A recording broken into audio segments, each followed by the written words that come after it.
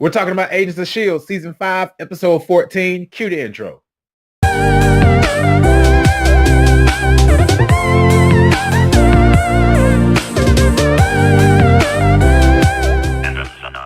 What's going on, everybody? Welcome to another episode of Fandoms Anonymous. We're here today to talk about Agents of S.H.I.E.L.D. Season 5, Episode 14. Let's get into it.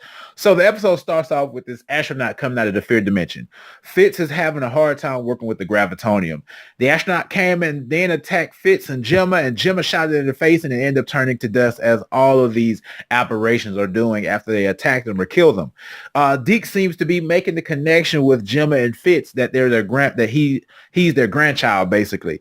Mac is working with Yo-Yo on the arms he brought her back. Daisy found General Hale on the radar and sent Coulson the coordinates to go after her.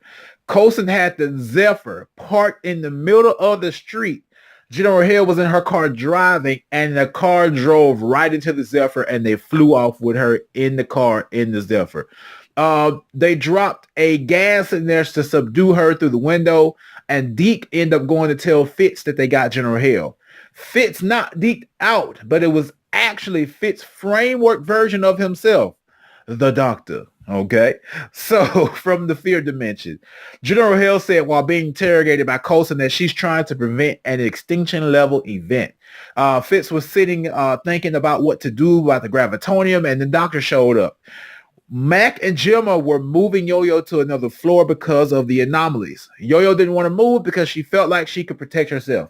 First of all, Yo-Yo, you can't even get out of the bed on your own. You can't wash your own body. Like, you can't do nothing. You just need to be grateful and blessed that there are people there to help you do those things, and sit down somewhere. Just go sit down somewhere. That's please, okay? All right, so as they were moving her, an anomaly came in the room, and we know that Fitz is terrified of his persona of the Doctor. We know that is something that he is greatly terrified about. The Doctor is telling him that we're the same. Like, whether you believe it or not, whether you want to accept it or not, we are the same. Fitz heard a gunshot from the room and ran to it. General Hale said that Coulson should come back to her to see what's really going on and what's really happening. Coulson said no, and she tipped him off to her real plan. It was meant for them to find her signal so that she can get to them. She had Crusher Creel in the driver's seat, and he was strapped down with C4. Mac was shot by the same robot that he brought back because it was not an anomaly. The Doctor reactivated the robot. Fitz came and told them that he was on the ship, as in the Doctor. All right, now this gets kind of confusing, but we're going to move forward. A plane docked on the Zephyr, and it was actually the Russian LMD that was we saw last season that we saw kill, but you remember he was making more versions of himself, the Superior. He tells them that he is now immortal, and if he doesn't give General Hale over to him, he will have Creel blow the place up. And he will survive, and Creel will survive because of his powers. Fitz figured out what the Doctor wanted, and it was to do more inhuman experiments. Coulson decided to go with Hale to see what was really going on. The Doctor wanted to remove the inhibitor from Daisy to be able to reactivate her powers. We found out from Hale that the real Superior's head is in a jar somewhere. Daisy doesn't want it removed because she knows her powers will be potential world breakers or world killers. We found out that the Doctor wasn't there at all, and it was Fitz doing everything in his mind. In his mind, the Doctor was there, but in actuality, it was him that was doing everything. Or was the Doctor running through him? Did the Doctor persona come through the fear dimension and get into Fitz, or was it Fitz all along? I would say this kind of throw you off a little bit. Fitz had the soldier program to keep Deke down and Gemma as well, to keep them out of the way. Fitz, or the Doctor, said that Daisy's powers can control the gravitonium.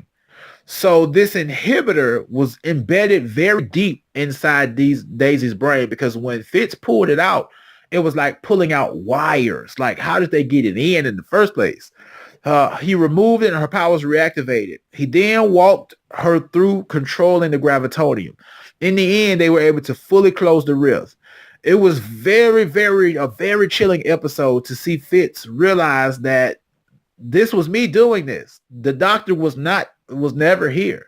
Even though we saw Fitz talking to the persona of the Doctor was never there. So it was a real chilling episode. It was kind of made you a little uneasy, especially when he was going in, taking the inhibitor out of Daisy's neck. Fitz ended up locking himself up to stay out of everybody's way because he felt like he had done a lot of damage. Gemma is sitting down. She was sad about Fitz. Deke sits down to talk to her and starts naming off things about Fitz. These are things that he learned with Fitz being his grandfather. He said his mom used to tell him about her parents all the time, and he says he knows they will be okay. Gemma says, "You're our grandson," and then she threw up. Morning sickness, she's pregnant, and now it begins. We see General Hale apologizing for the delay to someone. And who is the Confederacy? That's something we're probably going to find out in the next episode. And who is this man that she's talking to, this tall, dark, black guy? Who is he? This man gave her the odium. This is the same stuff that Cassius used when he realized he was defeated in the future. It's the stuff he poured down your throat and it makes you go mad and crazy and gives you all this powerful strength.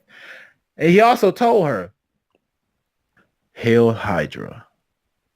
So Hydra's back. Or did Hydra ever leave? We always know if you cut off one head, two more will grow in its place.